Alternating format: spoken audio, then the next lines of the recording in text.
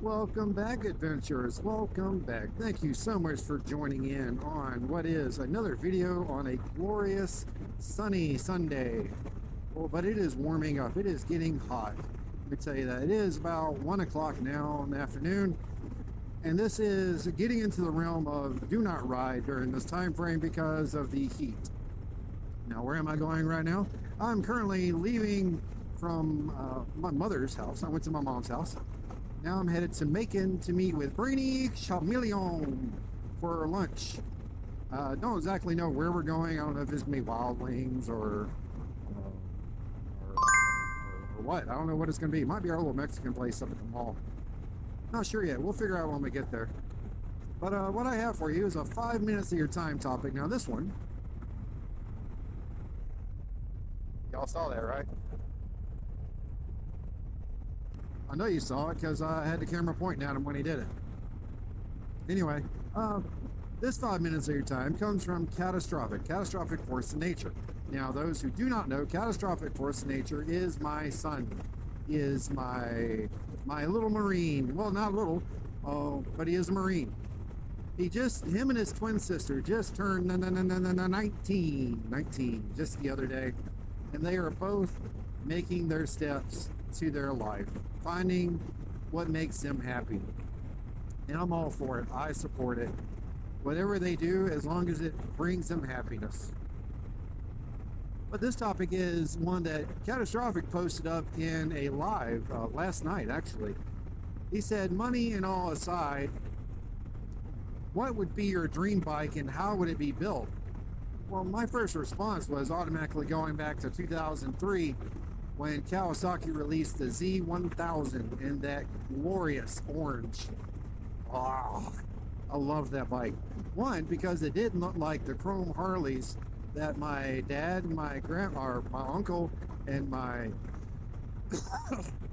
grandfather had. Well, grandfather had a Honda, but it wasn't one of their traditional bikes, nor was it a fast boy bike. It was a street bike, but it was a naked. And it had all the power you needed. So that bike was what I wanted. It, to me, checked all the boxes I thought I needed checked as a young rider. Now, luckily, I was not able to obtain that bike because of the way I ride. I would have caused myself or someone else some serious injury before I actually learned how to ride and ride proper. So it's a good thing I didn't start out on a Z1000. But that would be my original go-to, right? But then there's another one that comes in mind, and that's the Gold Wing trikes. Because I know I'm gonna get to a point one day when I can't really throw a leg over and balance like I need to, and I'm gonna need to be on a trike. And I just really like the way the Gold Wing trikes look. The laid-back, sleek style looks like they're meant to really tear up the highway. And so I dig that. I'm all for it. So would I get a highly modified Honda trike? Yeah, I'd do that. I'll do that all day. I would also like to see one of the Volkswagen dune buggies or a bug with one of the high-powered 90s, early 2000s Honda or Mitsubishi or Toyota motors. Not to be a crazy street runner, but you know, something to have with a lot of power, plenty of power to ride with the pack, and then have that classy look of the Volkswagen. I think that'd be pretty neat too. See, he's over here. Got like somebody ready to pull out up there, so I didn't want to get in their way. But that would be where I would start, either with the Z1000 or a Honda Gold Wing trike.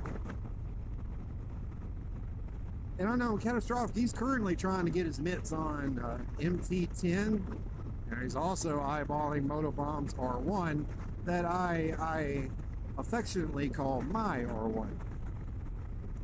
So, but don't worry guys, it's perfectly fine for Catastrophic to be ready to throw his leg over an R1. He has been riding for at least, he's 19, 5 years? He's been riding for at least 5 years because I taught him how to ride before I taught him how to drive. That's because I ride. He wanted to be like Dad. He wanted to ride. So You're going to learn. I'm going to teach you, and I'm going to teach you the right way, and you're going to learn before you actually have to get on one.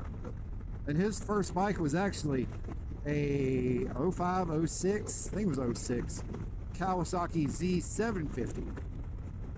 Then he went to the Shadow 1100, then he went to the Fat Bob with the 107. So the boy knows how to ride. I'm not worried about him knowing how to ride a bike. The only thing I'm worried about is the riding style difference between what he's used to with the cruisers, then going on to a hyper sport. And there are no ifs, ands, or buts about it. R1 is not a small bike. It is not a gentle bike. It is meant to do one thing and one thing very well, and that is to go fast.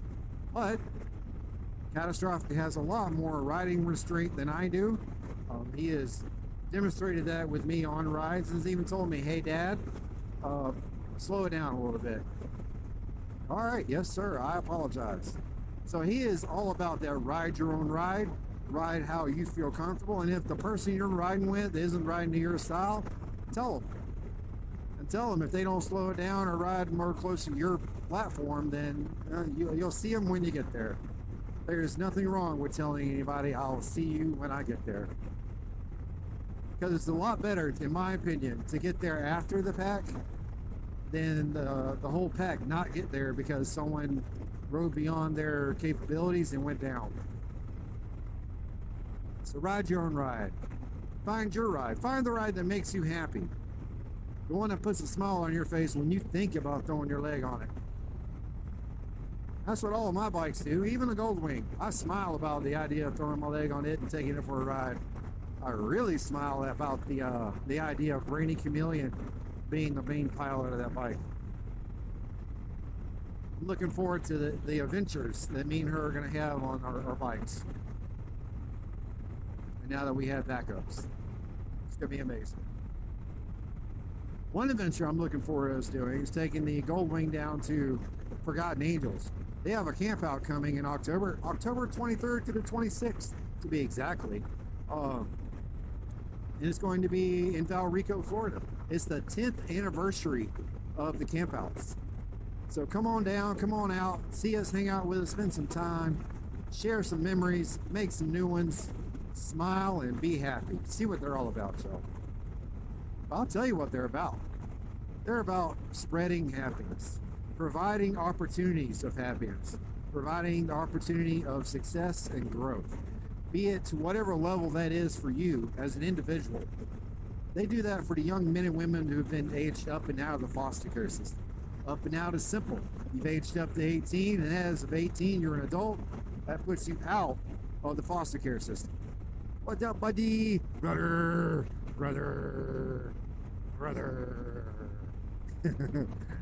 And as 18, you're up and out of the foster care system because you're an adult. Well, David and Cindy run in and scoop you up and provide you a tiny home and shots at becoming successful. They give you the tools you need to find your own happiness, your own success.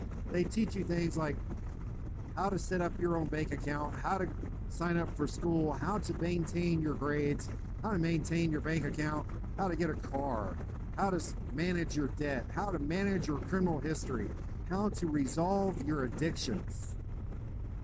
All the stuff that you have to have in your wheelhouse to make your way through life. You have to have strategies to work through problems and through the hard times, because ladies, gentlemen, folks, creatures of all shapes and sizes, the hard times will come and they will hit, but they are never more than you can take.